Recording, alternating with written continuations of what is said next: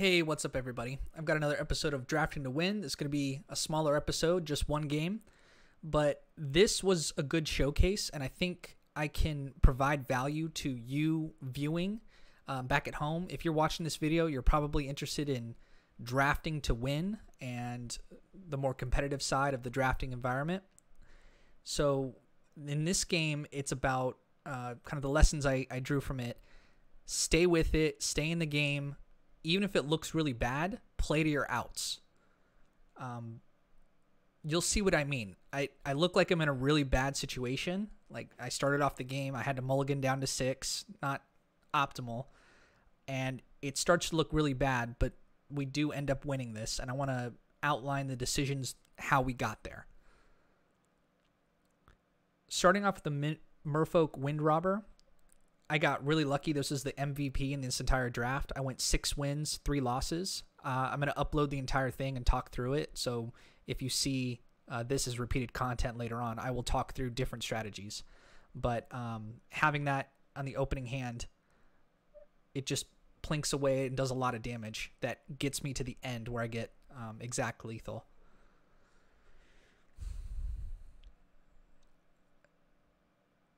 Here we're deciding on the deliberate. I could have kept the river glide pathway, but I just needed a mountain, so I played that. Unfortunate that we drew another mountain,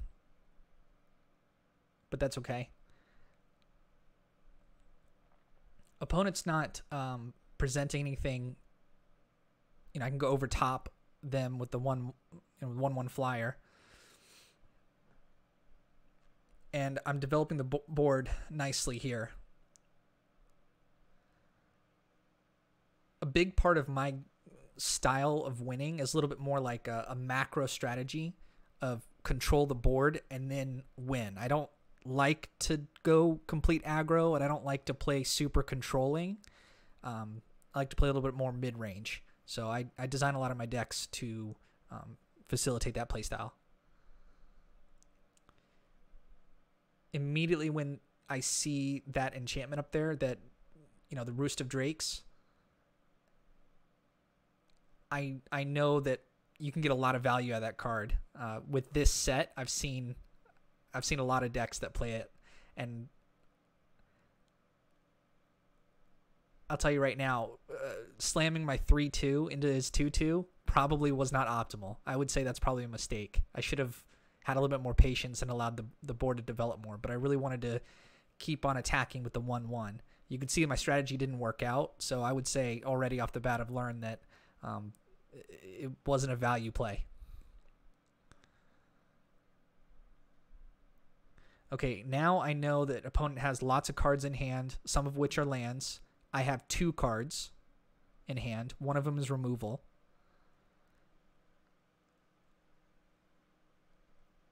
I can clear out the opponent's board, doing a good 2 for 1, almost like a 1.5 for 1.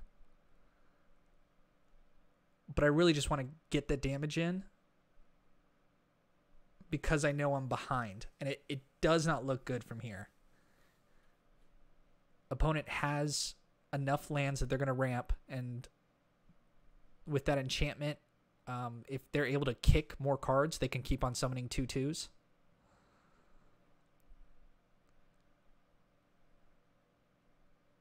So the opponent takes the time to develop their board. Kind of just put something there where I can't just run them over. I'm lucky I do get some value with the Rock Slide Sorcerer. Absolutely bin both of those cards. I don't need them. I need some gas right now. Good to just check. Just hover over the green cards, see if they have reach. There, I was thinking I could do the Rock Slide Sorcerer, slam in, and possibly like fake as if I had a spell and I could do 1 damage, but decided against it. And now I have no cards in hand. The opponent is playing cards, they're gaining value, they're summoning 2/2s, they're bouncing my stuff, and they have better board control, board presence. Unfortunately, I drew a mountain. Doesn't help me in this situation. I decided just to play the mountain. I know that there's some strategy for bluffing as if I had a card and mana up, but possibly I should have done that. And there's no way to attack through this board now. And I keep drawing lands, which is no good. Okay, trying to get a read off my opponent. They have 3 cards in hand and full mana up. They pass the turn. So maybe I can get lucky they don't have anything. They're making that creature I can't get through just that much bigger while gaining life. And so I felt really poor about my position here.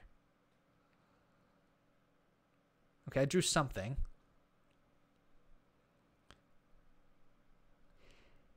Here I just wanted to get rid of the 1/1. I'm not going to draw anything further. So it's not worth it to do damage on the 2/2. An opponent had a response. They call off one of my creatures. Kind of no big deal, because I think my opponent here should have saved that card. They didn't need to do what they just did. They already had board control, and in fact it gave me the opportunity to get the Merfolk Wind Robber out of there because it's not doing anything for me, and I get to draw a card.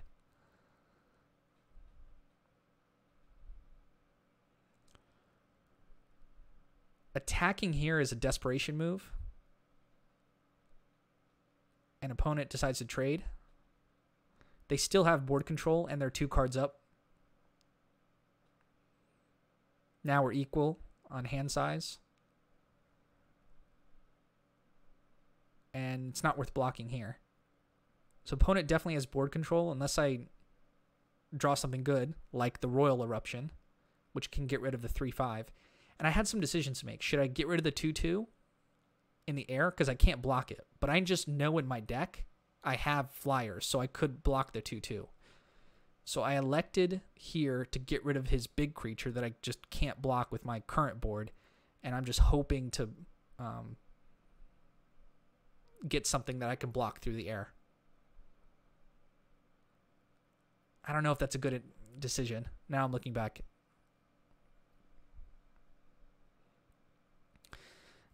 Take the opportunity to swing for 3. I know it's going to be a pretty close race, and I'm going to have to draw pretty well to survive from this one.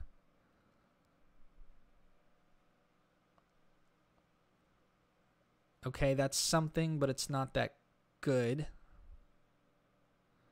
It is a good offensive creature right now. If you swing with the Bug Catcher, it gets, based on how many your party is, it increases its power. That's a really good drop for my opponent. Having a solid 2/4 body with the ability, if you play a kick spell, it gains you more life. I drew this Jawari Disruption, and it's going to be no good. I mean, this is the worst point for that card, because my opponent has tons of mana open. Even if they played something big, they could pay the 1 cost. Trying to decide if I should just play it as a land, but I end up not doing it. I'm going to just save it for the maybe. And I don't see any way around this now. I felt like I was going to lose at this point.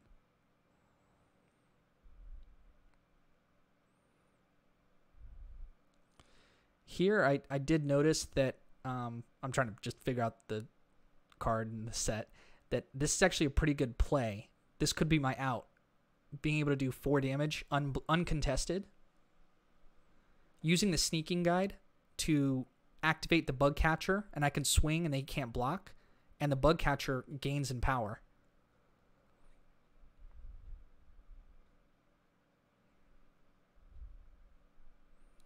There was no way around this. I can't counter it.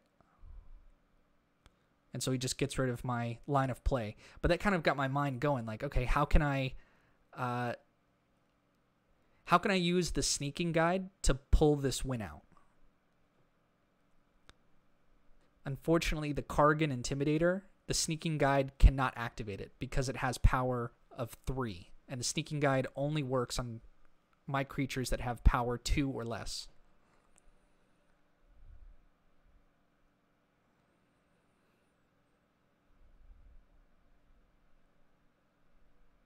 Here I'm just trying to think. It really helps me think about my moves, just kind of scrolling over each card, reading them, trying to jog something, like activate in my mind. How can I get through his board?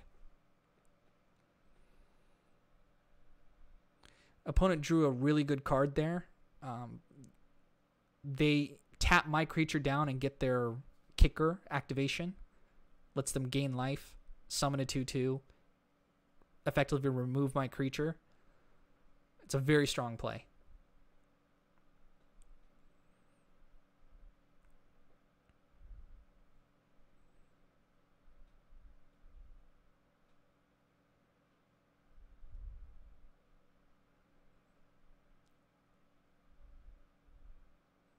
Even at this point, if I drew a flyer to defend, which I did, he's got the other flyer that he can go through.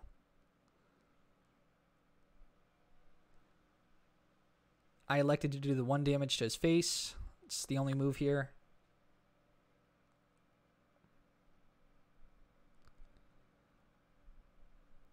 I'm just trying to look at my cards to figure out how can I get through and just do, 2 hits of damage with a 3/3 or a 3/2.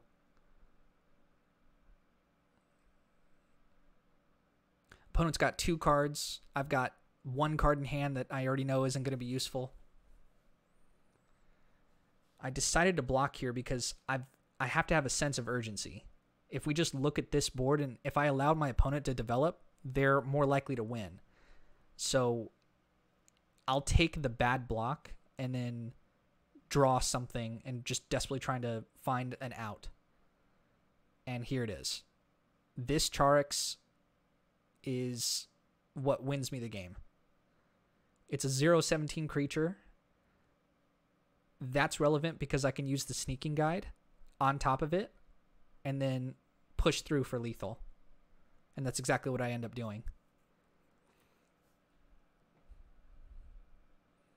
Okay, Risen Riptide. It's a great combination I've been seeing in this set is people playing Risen Riptides and then activating them with kickers that all of a sudden has a 5/5 creature. It's insane.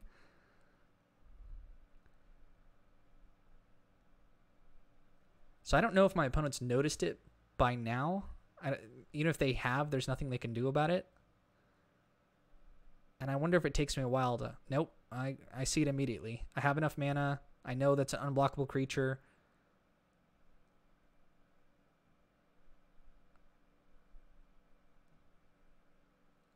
And it's because it's unblockable. I have exact lethal.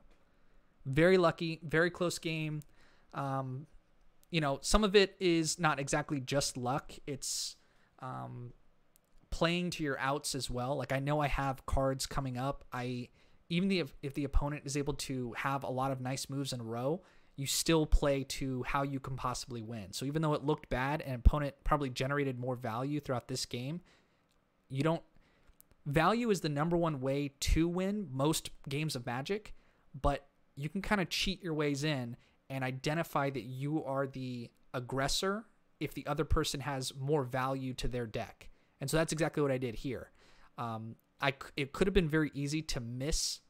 I could have been swinging outright. If I had been a little bit more aggressive, the opponent could have outvalued me and I could have lost the game if I had just swung with the creatures that I had. And if I had just swung out trying desperately for something, the opponent could have, killed me because I only had 5 life.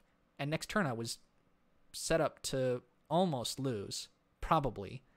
But we stuck in the game and found our way out. So I hope this has been helpful to you. At any point, I'm saying this because I'm a small channel, you can hit me up on Twitter. It's Michael_Coolman. You can send me a comment in YouTube. I want to help you out with drafting. Okay, it's called Drafting to Win, and I actually mean that. I want to help players. I'm essentially an infinite arena player. Every time I draft, I get more gems back to unlock for the next one.